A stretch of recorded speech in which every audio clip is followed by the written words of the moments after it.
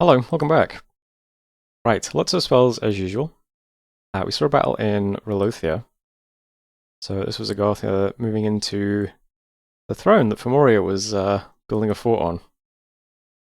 So Agartha has taken this back with the golem, teleported in I think. And this guy just spams Soul Slay, while his hat casts lightning bolts. Pretty effective strategy. Deals with PD. So the throne is now back in Agartha's possession. We caught about 150 blood slaves this turn, and the vortex produced 47 blood slaves. That is dropping off a bit. Maybe I shouldn't be blood hunting the provinces around Sarah. I'm not sure. One of our anathemants got attacked by spine membrane horrors. Pretty horror-mogged, I think, from the lanterns. We assassinated 3 mages in Russ's caps. That's quite nice. Had a battle in Melmet, and also a battle at the fortress in Russ. So Melmet was just me throwing wolves at Russ's throne. Turns out there's quite a bit of PD here though, and the wolves just kind of fall over. So not great. So that is not being sieged yet. But we storm Russ as well. So I wasn't expecting too many problems here, just the line of mages. Devils seem to be pretty unscripted. One thing that is slightly awkward is they land on our I do not have fire resistance block, and then my Hellspawn follow them. And I get a bit worried because they do the AoE 1 fire attack, and I always wonder if that's gonna like hit some of my own troops. I don't think it can, but you never know. It goes okay besides that though, we clear them up before they do any damage. And the backlines just died immediately to the Devil Swarm.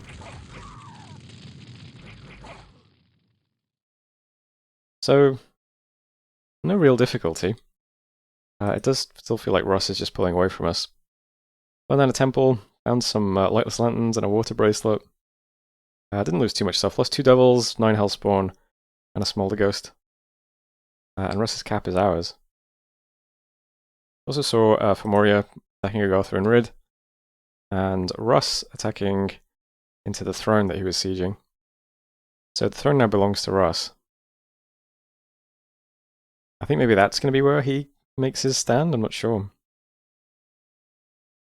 Yeah. Blood Vortex, events were both quite good. 50 income in Sitala, and 20 income in Saramatia. Worldwide event is the Arena Deathmatch, so 3 people went to it. These guys are pretty geared as well. We have Hope Your Fighter is Undead / a Golem, the Morrigan, who is coming with a... Is this the 2-handed one? No, it's a one-handed Baneblade. Versus a Polemarch, who has a Sun Helmet. That's pretty cool.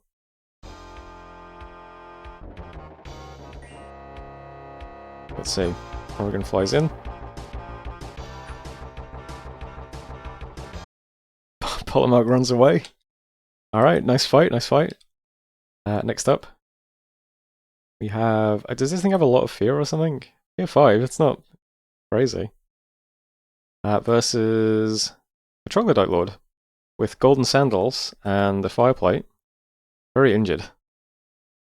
Has extraordinary agility.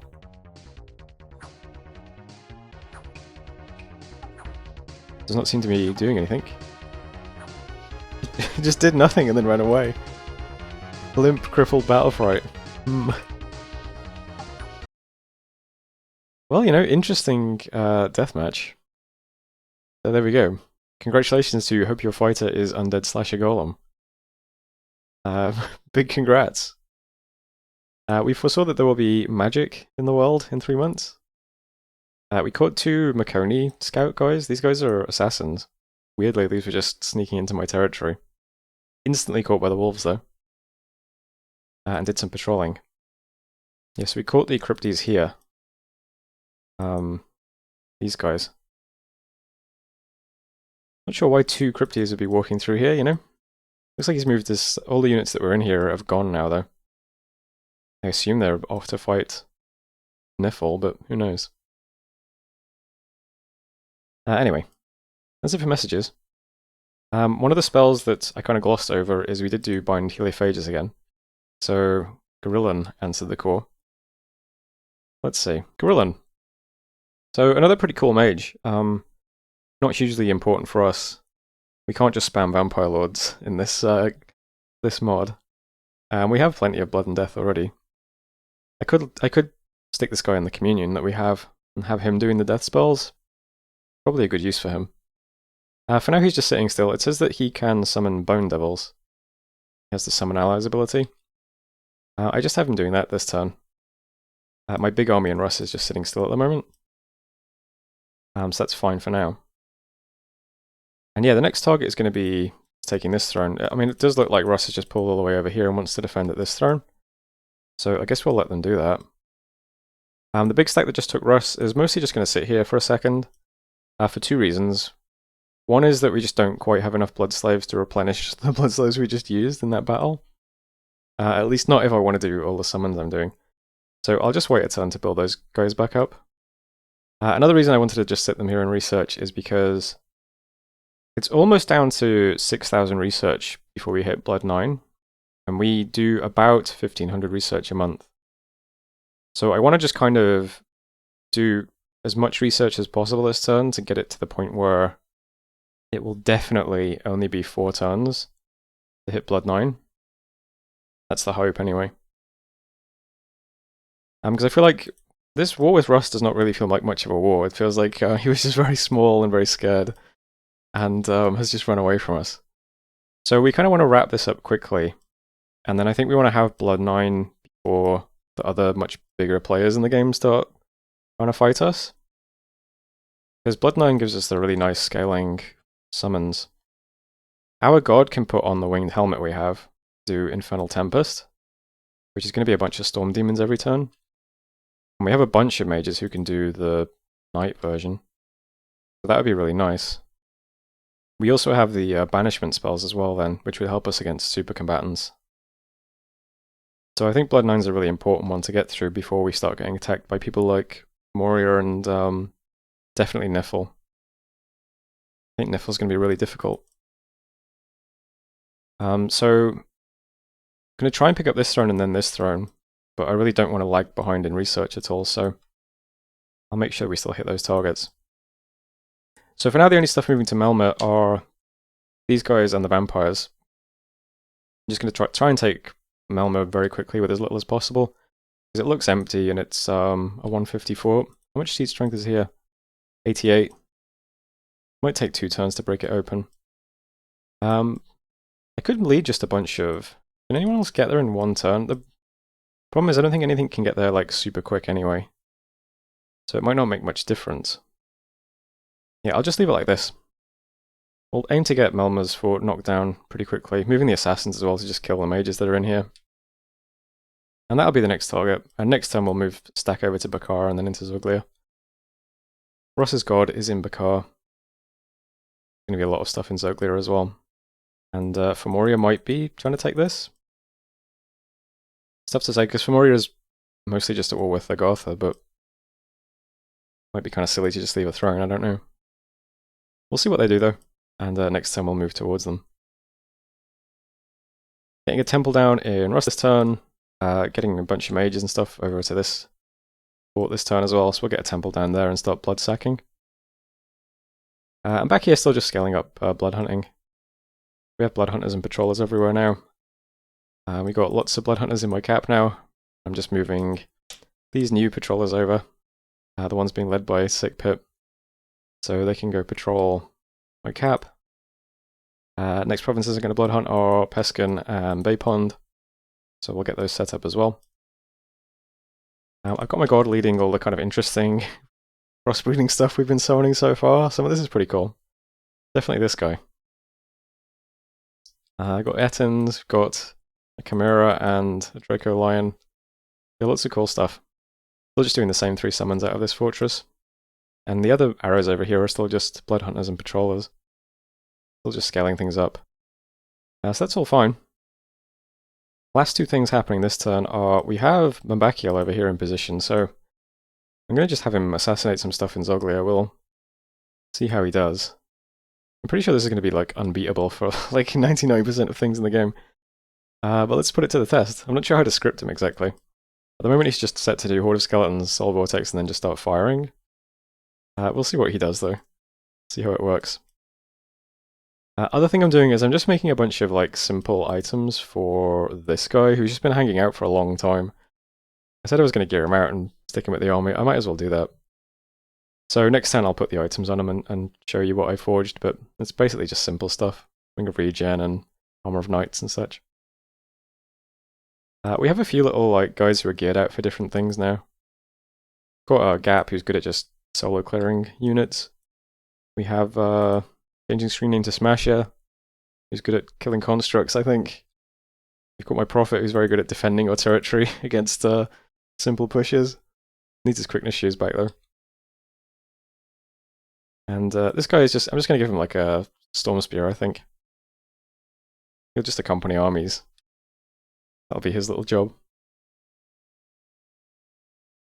think that's it for this turn though. I'm doing the usual summons in Solian, and in Hogoria, I'm doing another binding of the Heliophagus guys, so I'll get another one of those guys. Would be nice to get the big blood one. One cast of Ritual of 5 Gates. I'm switching this guy to doing Revive Whites now instead of Smolder Ghosts. If we pick up this fortress, I'm pretty sure this is the Throne of Death. So our Death Gem income would be really good at that point. We can just start doing Whites every turn. And that's probably going to be a lot better than Smolder Ghosts going forwards, I'm not sure. Probably, if I had to guess. So we'll switch to just doing Whites out of Hogoria. So there'll be 5 Whites and a bunch of Demons every turn coming out of this province, which is pretty good. That's the turn though. So that's turn 59. So thanks for watching, and I'll see you next time. Hello, welcome back. Some thrones were claimed this turn. You can see that Throne of Air has been claimed by Russ. So I guess that's the one they've just taken. And Niffle has claimed the Inner Throne as well. So I don't think anyone's like crazy ahead on thrones yet. They're just sort of exchanging hands. Usual summons this turn. The Heliophagus we got was a Maimon. He has fire magic. I'll look at him in a moment though. Blood Slaves, we caught 197 Blood Slaves this turn, so we're almost at 200 finally. And the Vortex also generated 51. So about 250 slaves this turn, which is pretty good. Mabakiel entered the match. So, got his gear. He assassinated a Rysian Wizard, who has a Dragon Helmet and a Thistle Mace. And that's the end of him. So far he's 1-0. Good work. I expect more good things from Mabakiel. We also moved on to Elmer. This is Russ's other fort, the Throne of Death. It's confirmed as the Throne of Death this turn. So we've got that under siege, and it is severely damaged, so I think it's probably empty. But that's good. Events were, this is a funny one. In Ionia, a local wizard was found consorting with demons, and far worse, with rival nations. Got some gems out of that. 2 Earth Gems in Xanthrast, and 14 Blood Slaves in Newtonshire. Oh, I guess this was a really good turn for blood hunting. Caught another Cryptes as well from Maconi on the other side of my territory. And did a lot of patrolling. Right, so here we are down here now. Slightly awkwardly is that I have accidentally tipped the temperature in Rust to heat, which means this river is no longer frozen, which means it's actually pretty hard for us to get to Bakar now. Because originally we could just go 1, 2, and now we have to go 1, 2, 3, which is slightly worse. So a bunch of slow stuff is going to move to Burwoods this turn and then gradually move there. There's some stuff that's a bit faster that is currently either casting spells, researching, or patrolling. They can get to Great Woods in 1 turn. And we also now have 2 Heliophagus guys who can get all the way to Bakar in 1 turn, so we'll probably have those guys join as well. A Maimon is the one we just got. So he can't do anything fancy, but he has some fire resistance and a lot of fire magic. That's his gimmick. Comes with a free Demon Whip as well. Another thing I forgot, of course, is that Russ has the Defiler of Dreams in it. Currently 109 unrest, so yeah. These guys are doing some patrolling. I'm pretty sure all this stuff can just kill a Defiler of Dreams. I mean, I hope it can. It'd be kind of crazy if it can't. They do all have magic weapons, and usually the thing you need for horrors is just magic weapons. I guess these guys don't, but whatever. They can help. So hopefully this kills the Defiler and gets rid of the Unrest for us. That would be nice. And then we'll move those guys out towards Great Woods. Oh, these guys can actually move straight to Bakar as well in one turn. That's pretty good. So everything fine down here. Getting a temple down in Behemoth's Rest this turn. We have a temple in Rust now. Here's Melma. Only has 150 wall, and this army has 139 strength, so that's definitely open next turn, but we've also got some more stuff coming as well. So we should be able to pick up the Throne of Death, which would be really nice. That'll guarantee our whites every turn. Up here is more just blood hunting stuff. Got blood hunting going on now in these three provinces. Ionia has plenty of blood hunters now. Pantos has blood hunters arriving. I'm blood hunting my cap with 3 guys, and got the patrollers about to arrive. Got blood hunters moving to Peskin and Efezibor now as well. And then we'll do Bay Pond, and then start doing the Rust provinces. So that's all fine as well. It does look like Maconia has just completely fallen over, unfortunately. So we've got Nifl here. This fort is being sieged by Crisscross Gardener of Eden, the giant mummy. This did make me wonder if Nifl's going to have a lot of death stuff, because we could potentially get Purgatory up. That would be really easy to cast, and would protect us from undead, I suppose. It's an option if we need to. There's still a space in the global list, so depends what happens, I suppose. I am still doing the usual summons this turn, so we're getting all of the patrollers and stuff in this province. I'm doing 5 gates with 2 guys in this province, and also binding another Heliophagus. So we had tons of blood slaves to do stuff like that this turn. And that's it for the kind of big stuff. This guy does now have items. I accidentally forged 2 rings of regen instead of a ring of regen and an amulet of resilience. So he still needs his amulet, but this is his gear. He's just got a few resists. He's got 18 magic resistance. He's quick. Decent stats. Got a lightning spear. Slightly different damage type from some of the other stuff we have. He'll just accompany army. He's nothing special. He's just a nice big guy to put in the front line. I'll move him out soon. He can also get straight to Great Woods, so I'll get him his amulet of resilience this turn. That should be fine. I also took the opportunity to give the free Demon Knight commander we got, Horse Girl, now has a Lodestone amulet and a Black Bow Botolf. He's walking around with just leading these Hell Knights, and got a couple of Smolder Ghost bodyguards. So that's joining the action down here too. And research is currently about 1500 a month, so going to be 3 turns to hit Blood 9. Might just try to get Alt 9 then. Fedosian can easily cast the big Earth spells, Army of Gold and Army of Lead. I know that those are really good late game, so I might try to get them. Fedosian isn't very mobile though. I'm going to have to just put him somewhere that's useful. Where are we going to need him next though? We're going to get Melma pretty easily. It's going to take us a few turns to walk to Zoglair. I think he's fine there, because he could walk straight down if we want to go for this throne. Oh, then again, this will be unfrozen. Maybe I should be moving Pedosian somewhere. Start moving him towards Agoria. Whoops. Maybe that's a more useful position for him? I'm not really sure. No, why not? It doesn't cost me anything to just start moving. All he's doing at the moment is just summoning allies, so... last thing worth mentioning is probably that Zogli does just contain everything Russ has now. Can't see his god here anymore. It looks like this is where he's going to make his last stand. So Mabakiel is continuing to assassinate. If we do hit Russ's god, we'll get to see if this beats it or not. I'm not sure. It'll be a bunch of imps and some skeletons. It might tie up the god while the helmet stuns it, and then we just plink it with arrows. The problem's going to be overcoming the regen, I think.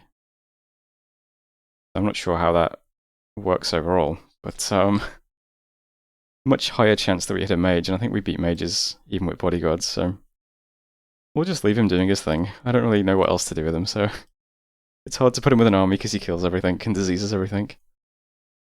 He can just have fun doing that. Best of luck to him. I am casting a Hellscape on Zoglia this turn as well. I'll just do it every turn just to, if we kill enough population, might cause the units to start starving. And it'll gradually make the province heat, I think, permanently. Especially if we keep burning down temples. That's the turn though. That's that turn 60. Thanks for watching. I'll see you next time.